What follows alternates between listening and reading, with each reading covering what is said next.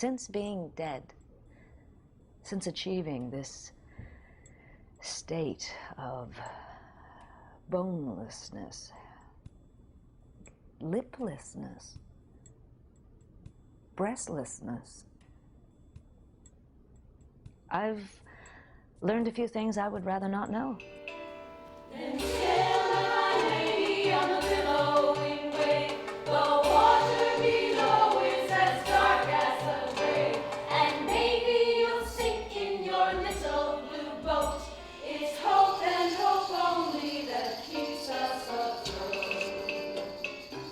I'm Brendan Healy. I'm the artistic director at Buddies in Bad Times, but right now I'm moonlighting as a reporter for Extra, and I'm joined by Megan Follows and Kelly Fox, two of the fabulous actresses that make up the cast of 13 in this amazing show. So welcome. Thanks for coming. Thank you.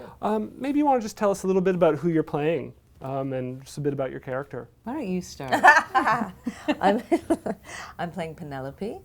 I am the adoring, loving, faithful, ever patient, longing for wife of Kelly Fox, also known as Odysseus. A toast to my wife, to the fair and intelligent Penelope.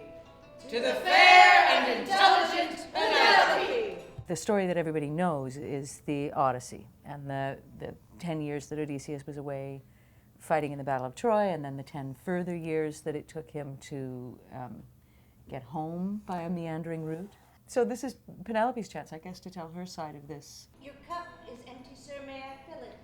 If a man lives by his wits, as I do, he needs to keep those wits always at hand and sharp like axes or swords. Only fools are given to bragging about how much they can drink.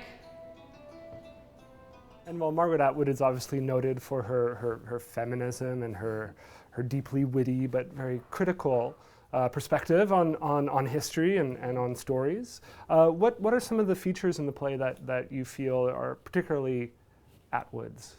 Well, certainly her wit. I mean, I think Penelope has the dry razor's edge wit of Atwood.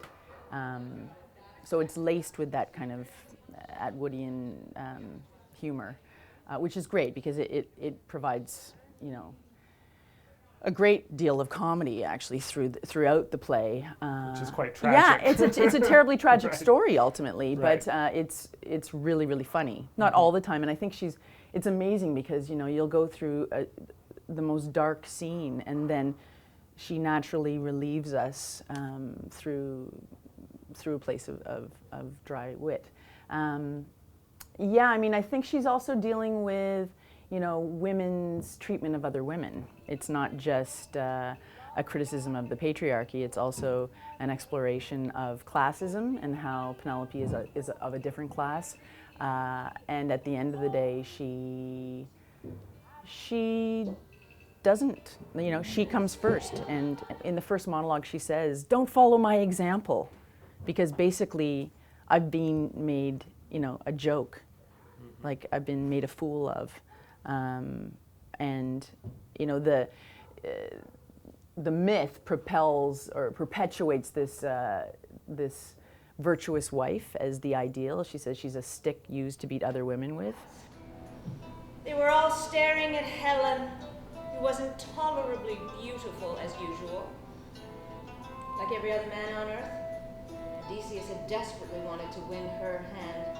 I was at best only second prize. What's really fun is that Margaret Atwood, when she wrote the book, it's sort of Penelope's point of view from the Odyssey, and really that faithful wife waiting during that 20-year period, and the relationship that she has with the maids. The two of you are obviously incredibly experienced veterans of the stage. This play seems to necessitate quite an imaginative scope of theatrical tricks and theatrical approaches, singing, dancing. How's that? Is it a pleasure to have that kind of demands put on you? How's it similar to what you've done before? How's it different? It's been, I'll tell you, I'm so far outside my comfort zone. I barely even know what my name is right now. But I'm a and then I'm a slave, and then I'm Odysseus. Then you're a slave wave. What? And then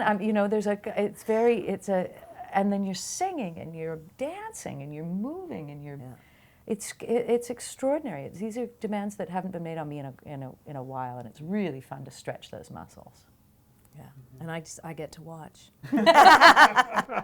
Well, everyone at Buddies, I'm excited to have you guys. Everyone, we're so excited to have you guys in the building. We cannot wait to see this show. It's going to be tremendous. Megan, Kelly, thanks so much for taking the time out of your day to chat. It's great meeting you guys.